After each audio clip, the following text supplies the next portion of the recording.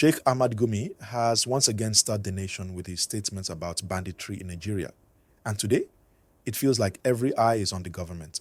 People are asking questions, and many are watching closely to see how the Tinubu administration will respond. Now, as we talk about this, make sure to hit the like button and subscribe so you don't miss updates like this. And share this video with your friends because this is the news everyone is talking about. Gumi said something that has really put the government under pressure. He argued that fighting bandits with force alone will not work. For years, Nigerians have seen military operations, arrests, and raids in the north. But the kidnappings, the attacks on villages, and the insecurity still continue.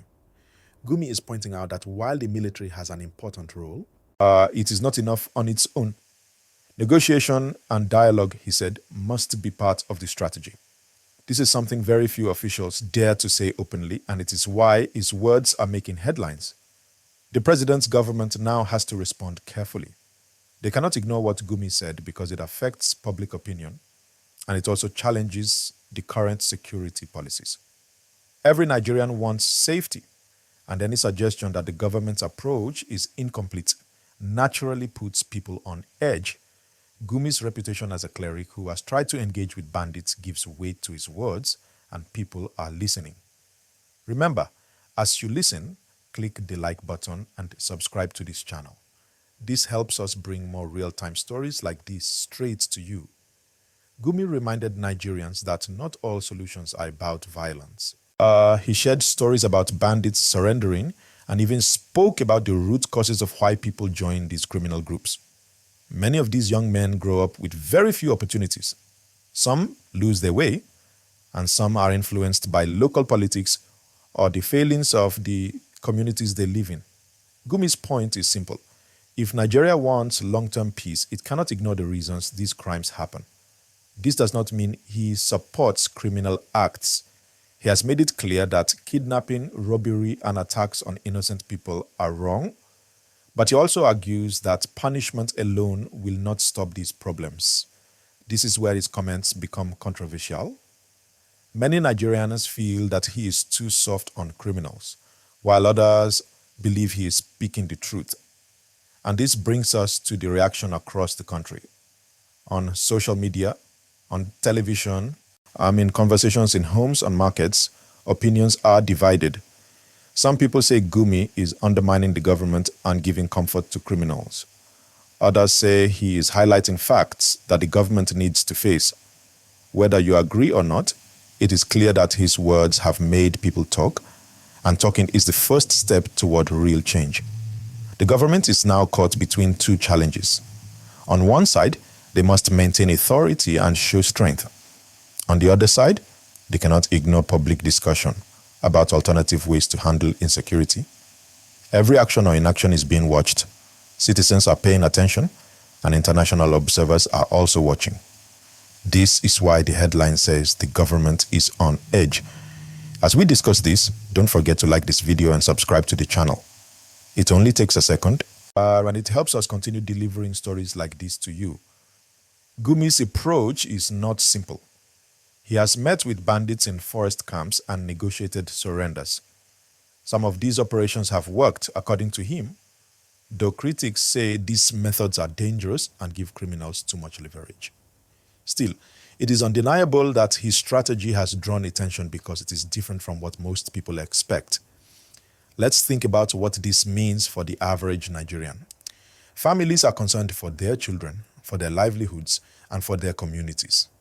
Farmers worry about raids on their farms, and parents worry about sending children to school. Gumi's comments force everyone to consider a bigger picture, not just the immediate attacks, but the causes behind them. This is why his statements are so important. They are forcing a national conversation on how Nigeria can deal with bandits and insecurity in ways that are both effective and sustainable. But it is not easy. There are risks. The government cannot appear weak, and they cannot alienate citizens by ignoring the reality of insecurity. Gumi has made the conversation unavoidable. Every time I talk about this, I remind you, hit the like button and subscribe if you haven't yet. It helps us bring this story to more Nigerians and keep the discussion going. Gumi's words also highlight the challenge of balancing force and negotiation. The military is strong, but when force alone fails, people lose confidence. Some believe Gumi is right, that dialogue must happen alongside military efforts.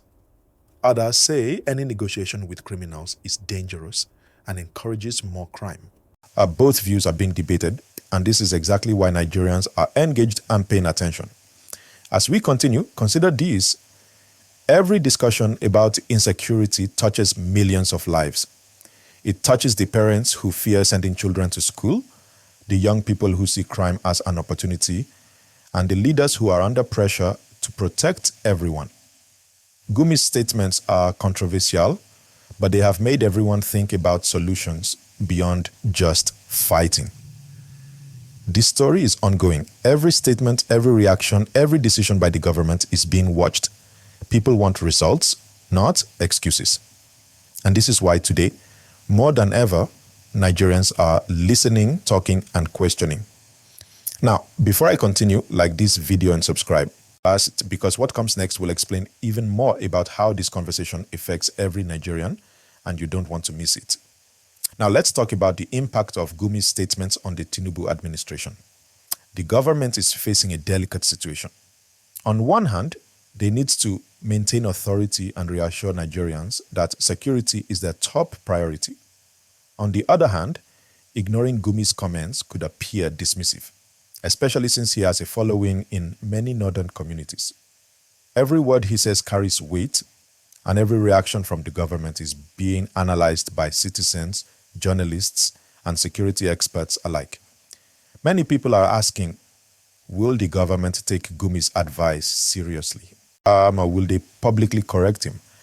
This is not a small question because how the administration responds could influence public confidence. People want action that actually works, not just statements. And Gumi is forcing the government to think beyond traditional military strategies. Let's pause for a moment. Remember to like this video and subscribe so we can keep bringing you the full story as it unfolds. Share it with your friends because everyone deserves to understand what's happening in real time. Gumi also talked about the root causes of banditry, and this is very important. Many of these young men who join criminal groups come from communities with high unemployment, poor education, and very limited opportunities. When people feel hopeless, they sometimes turn to crime to survive. This does not excuse their actions, but it helps explain why the problem has persisted for years. Gumi's point is that if Nigeria wants lasting peace, it must address these root issues alongside enforcement and arrests.